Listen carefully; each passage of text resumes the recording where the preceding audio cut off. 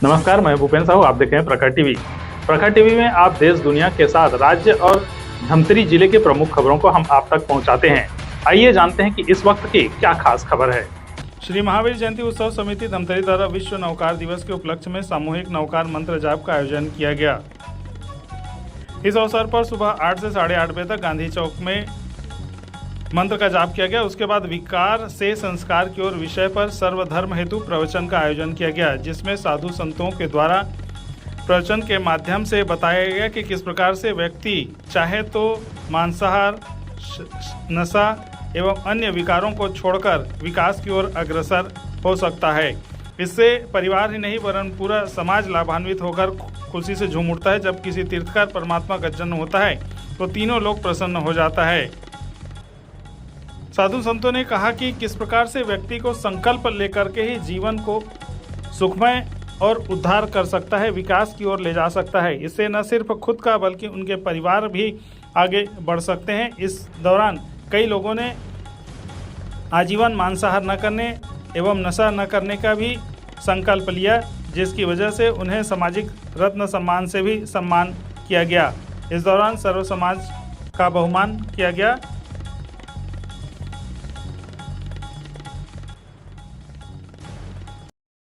नमो सिद्धाणं नमो आर्याणं नमो बाणं नमो वज्रायाणं नमो लोरे सब साहुणं ऐसो पंच नमोकारो सब पावपणासनो मंगलाणं च सवेसिं प्रणमं वै मंगलम् नमो हरिहन्ताणं नमो श्रीधाणं नमो आर्याणं नमो वज्रायाणं नमो लोये सब साहुणं ऐसो पंच नमोकारो सब पावपणासनो मंगलाणं च सवेसिं प्रणमं वै मंगलं नमोकारो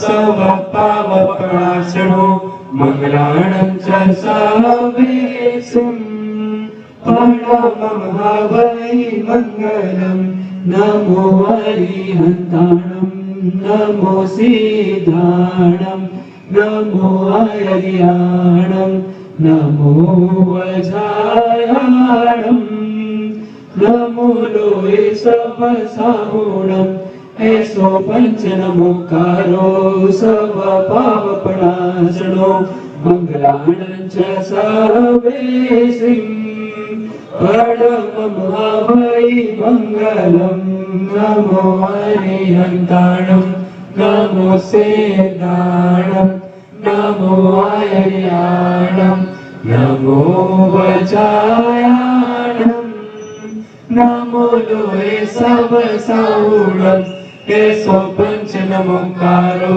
सब पावपणासनो।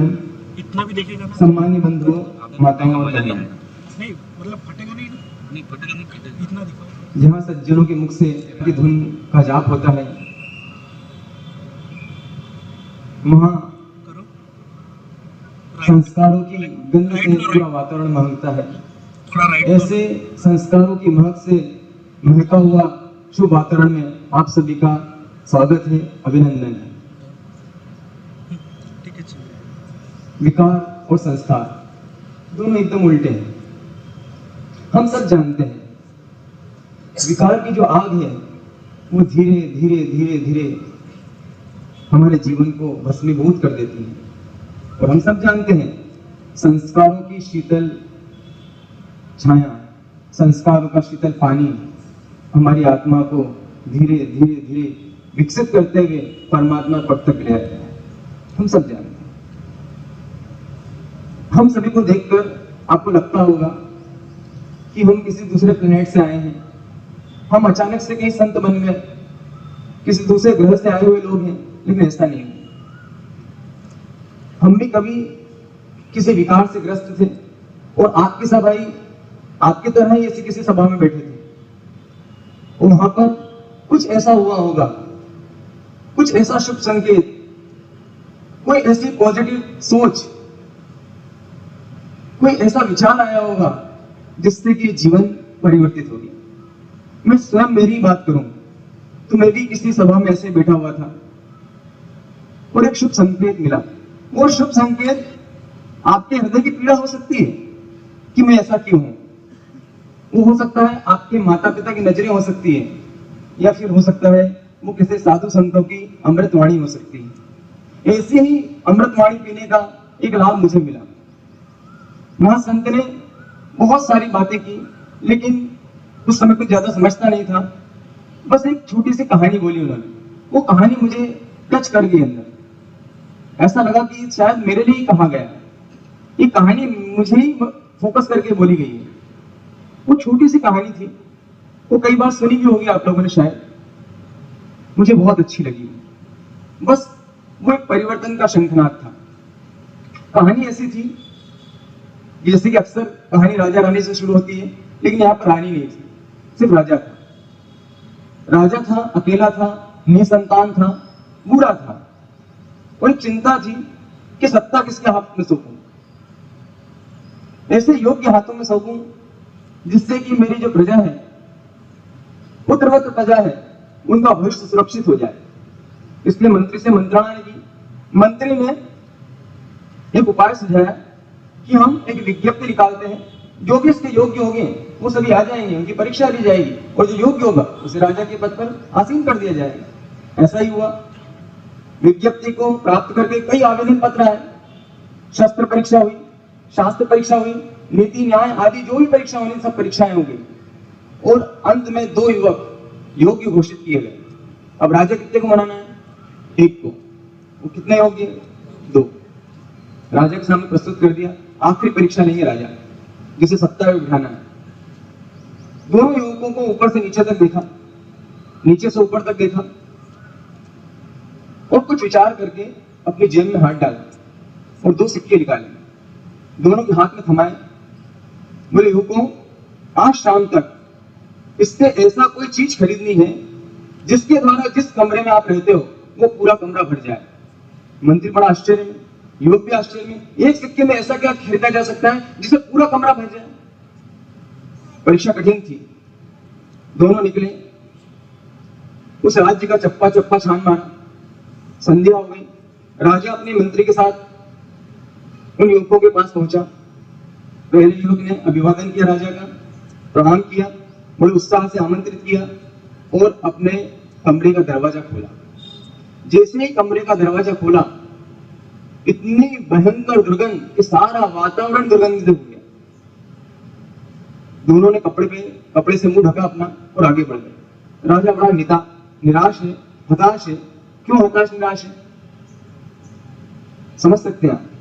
दूसरे युवक के पास गया, उसने भी अभिवादन किया, और जैसे ही कमरा खोला, अंदर से जो महक आ रही थी उससे सारा वातावरण सुगंधित हो गया। अंदर प्रकाश ही प्रकाश है। पहले व्यक्ति ने क्या किया कि जो सिक्का दिया गया था उस सिक्के से सारे शहर में ढूंढा और कुछ नहीं मिला, तो अंत में उसने जो शहर के बाहर कचरा पड़ा हुआ था, गंदगी पड़ी थी पूरे शहर की, उसको उठा के और कहां भर दिया? कमरे को भर दिया। शर्त तो पूरी की उसने कि एक सिक्के की कीमत पर जो वस्तु आए उससे कमरा भर दिया, लेकिन किससे भर दिया उसने? गंदगी से। और दूसरे व्यक्ति ने क्या किया? उस एक सिक्के के बदले में कुछ मोमबत्तियां लाया, कुछ फूल लेकर आया और जगह जगह पे मोमबत्ती फूल लगा दी, और पूरा कमरा किससे महक गया? और पूरा कमरा कैसा हो गया? रोशन। एक ही सिक्के में। ये कहानी है सिर्फ, या फिर हमारा जीवन है? हमारा जीवन झांक कर देखें, आंख बंद करके देखें, मेरा ये जीवन अंधकार में, दुर्गंधमय है या फिर प्रकाशित है, खुशबूमय है? 1 मिनट, थोड़ा प्रभु ऋषभनाथ से लेकर इस धरती पर हुए रामकृष्ण आदि सभी महापुरुषों के चरणों में कोटिशः नमन, कोटिशः नमन। परम पूज्य, परम उपकारी, सतपथ प्रदर्शक गुरु भगवान के चरणों में कोटिशः नमन। उपस्थित आदरणीय मुनि भगवान, आदरणीय साध्वी जी महाराज साहब, अपने जीवन को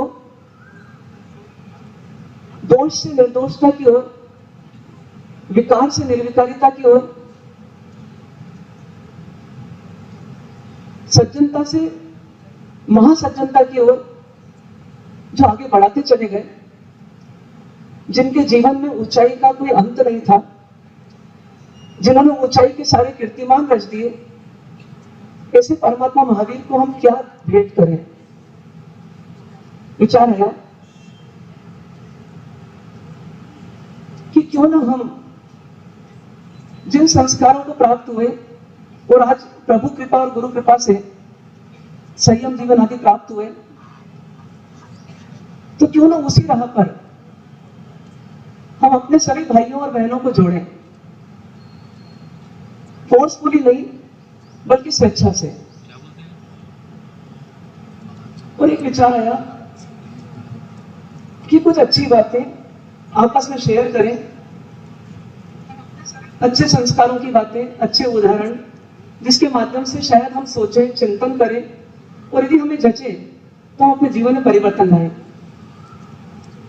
आज का जमाना जो स्वतंत्रता का जमाना है, हर व्यक्ति को स्वतंत्रता का अधिकार है, लेकिन स्वतंत्रता का अर्थ स्वच्छंदता नहीं है। स्वतंत्रता का अर्थ अपनी मनमानी से चलना नहीं है। स्वतंत्रता का अर्थ है कि अपने तंत्र को यानी अपने सिस्टम को समझदारी के साथ विवेक पूर्वक बनाएं और उसको फॉलो करें। मैं मेरे जीवन की यात्रा का स्वयं संचालक हूं। कोई मुझे बाध्य नहीं कर सकता बिगड़ने के लिए और कोई मुझे सहयोग नहीं दे सकता सुधरने के लिए। वो मात्र निमित्त हो सकता है, पर मेरे सुधार और मेरे बिगाड़ दोनों के लिए जवाबदार मैं स्वयं हूं। इस भावना के साथ आज आप हम सब मिले हैं यहाँ पर। अब दो ही विषय हैं, एक विकार है और एक संस्कार है। आज का युग जो है वो विकास का युग है, लेकिन हमें सोचना है कि विकास के युग में विनाश ज्यादा हो रहा है या विकास ज्यादा हो रहा है। जहां संस्कार होंगे वहां तो विकास होगा, लेकिन जब विकार होंगे वो विनाश को रोका नहीं जा सकता। आज के युग में पैसा बढ़ रहा है, संपत्ति बढ़ रही है, पहचान बढ़ रही है, सुविधाएं बढ़ रही है, विलासिताएं बढ़ रही है, लेकिन हम अपने दिल से पूछें कि मेरा व्यक्तित्व ऊपर उठ रहा है क्या? मेरे अंदर के दोष कम हो रहे हैं क्या? अक्सर मिलेगा हमें अपने में भी और अपने आसपास में भी कि हम सब कुछ बदल रहे हैं, संपत्ति बढ़ा रहे हैं, लेकिन संस्कार घटा रहे हैं। जो सही मापदंड है जीवन के उनको फॉलो नहीं कर पा रहे हैं और हम कहीं ना कहीं भटकते जा रहे हैं। सोचिए कि भारत की सबसे पवित्र नदी कौन सी? तो दो राय नहीं हो सकती, गंगा नदी, गंगा माता जिसे बोलते हैं। ये गंगा माता गंगोत्री से निकल रही है, आगे बढ़ती जा रही है और मान लीजिए कि बनारस के आसपास पहुंचने वाली है, लेकिन बनारस पहुंचने के पहले ही एक छोटी ढलान आ रही है। पानी कैसा होता है? पानी ढलान के साथ ढलते चले जाता है, बहते चले जाता है। ये गंगा माता का पानी भी क्या हो रहा है? वो ढलान के सारे अपनी मुख्य धारा को छोड़ करके कुछ पानी क्या हो रहा है? ढलान में आ रहा है। ढलान में नीचे उतरते आश्चर्य, एक गटर जा रही थी। ये पानी, पवित्र पानी किसमें मिलते जा रहा है? गटर में मिलते जा रहा है। वो जैसे ही गटर में मिल रहा है, अब उसको कोई गंगा बोल सकता है क्या? अब उसको गंगा नहीं बोल सकता। अब वो क्या बन चुका है? अब वो गटर बन चुका है, गंदी गटर। अब उसका पानी कोई पी भी नहीं सकता। पहले तो उस जल की पूजा करता है, अब तो उस जल को छूता भी नहीं है। इसके लिए जिम्मेदार ढलान नहीं है, इसके लिए जिम्मेदार है कि पानी का अपना स्वयं का सत्व नहीं है, वो बह जाता है, जहां भाव मिलता है वहां बह जाता है। ठीक उसी प्रकार से आप हम सब भी हैं क्या? हाँ जी, बिल्कुल हम भी उसी प्रकार से हैं कि जैसे ही हमारे को कोई ढलान मिलती है तो हम उसमें उतर जाते हैं, पर उतरते हमें पता नहीं होता कि हम अपनी पहचान खो देते हैं। कुछ साल पहले एक कथा पढ़ी थी। एक 32 साल का प्रेमी था, 40 साल की प्रेमिका थी, जॉनसन उसका नाम था। किसी कारण से प्रेमिका उसको नहीं मिली और उसको अंदर में एकदम आवेश आ गया। उसने कहा वो मेरी नहीं बनी तो मैं उसको जीने नहीं दूंगा। और एक दिन उसके घर पर गया रात में, उसने शायद उसको अंदर बुला लिया क्योंकि परिचित था, अंदर आ गया। उसके मन में क्या था उसको प्रेमिका को भी नहीं पता था, शायद ऐसे ही मिलने आया होगा। लेकिन इतना भीतर में आक्रोश था, इस वासना के भूत ने उसके भीतर में हिंसा के राक्षस को ऐसा पैदा किया कि उस प्रेमिका के टुकड़े टुकड़े टुकड़े टुकड़े करे, बोटी बोटी अलग करी, जैसे कांदे और प्याज मतलब कांदे और आलू को हम करते हैं, इस प्रकार से उसने पूरी उनकी एक एक हड्डी के टुकड़े टुकड़े कर दिए। और तब भी उसको चैन नहीं मिला। उस व्यक्ति ने उसी के घर में गैस में कढ़ाई रखी, कढ़ाई में उसको भूना और भून करके उसको बैठ करके खाया। ये घटना मैंने जब सुनी पढ़ी तो मुझे लगा अच्छा जॉनसन था ना, तो जॉनसन था अभी फॉरेन का व्यक्ति है, अपना आर्य देश है, ऋषि मुनियों का देश है, रामकृष्ण के आदर्श यहाँ पर है। ये घटना तो अपने से कोसों दूर है। मन निश्चिंत था। अक्सर हम भी प्रवचनों में संस्कारों की बातें बहुत कम करते हैं क्योंकि हमें ऐसा लगता है कि सब संस्कारी तो है, लेकिन फिर कभी कभी ऐसी घटनाएं सामने आती है तो लगता है कि नहीं, क्वेश्चन मार्क है। और ऐसी एक घटना फिर मुझे मिली कुछ दिन पहले। और ये काफी अनुभूति करने वाला प्रवचन था। क्या संदेश देना चाहेंगे? जीवन में एक ज्वलन समस्या चल रही है कि हमारे जीवन में बाहर की भौतिकता की आंधी इस प्रकार की है कि जिसके कारण से संस्कारों में निरंतर गिरावट आ रही है और यह व्यक्ति से परिवार और परिवार से समाज और समाज से विश्व तक पहुंच रही है।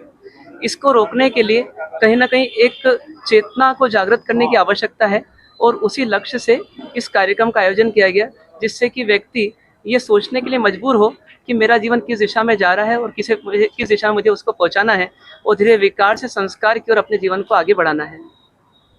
चाहेंगे आपके भी जीवन में ऐसा ही कुछ बहुत बड़ा परिवर्तन आया था? देखिए, महावीर जयंती की पूर्व संध्या सुबह प्रातः आज जो कार्यक्रम मुनि भगवंतों की निष्ठा में हुआ है, ये आत्म परिवर्तन के लिए एक बहुत सशक्त माध्यम है। और इसी तरह के गुरु भगवंतों की प्रेरणा से मेरे भी जीवन में बहुत सारे परिवर्तन हुए हैं और विशेषकर जीव दया के क्षेत्र में मैं लगातार पिछले 33 वर्षों से गुरु भगवंतों की प्रेरणा से काम कर रहा हूं। और मैं सभी जाति सभी धर्मों के लोगों को अपनी शुभकामना देता हूं और चाहता हूं कि आपसी प्रेम सद्भावना बढ़े और जीव दया के लिए हम अधिक से अधिक काम करें, क्योंकि जैसी आत्मा इंसान की होती है वैसे ही चाहे वो बकरा हो मुर्गी हो, सभी जीवों में वैसी आत्मा होती है। सबका अपना परिवार होता है। उन सब बातों को ध्यान में रखते हुए, है ना, सभी एक कुटुंब की तरह, पूरा संसार एक कुटुंब है, इस तरह से भाईचारे की भावना से रहें, ऐसी शुभ भावना मैं भगवान महावीर के जन्म दिवस पे करता हूँ। क्या कहना चाहेंगे?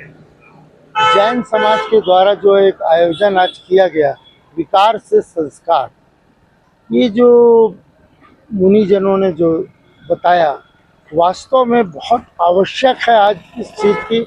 और एक लंबे समय के बाद एक बहुत अच्छा आयोजन इस मंच पर हुआ और जिसमें कई लोगों ने मांसाहार त्यागने का संकल्प लिया। एक्चुअल में हम ये जो प्रवचन है मुनिजनों का या संत जनों का, हमें लगातार सुनते रहना चाहिए। जीवन में ऐसा एकाध पल जरूर आता है जब हमको परिवर्तन की इच्छा होती है, उस समय ये सुविचार हमारे काम आते हैं।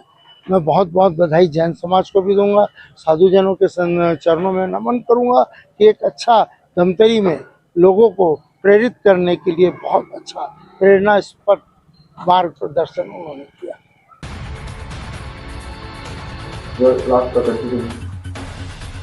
तो ये थी अब तक की खबरें।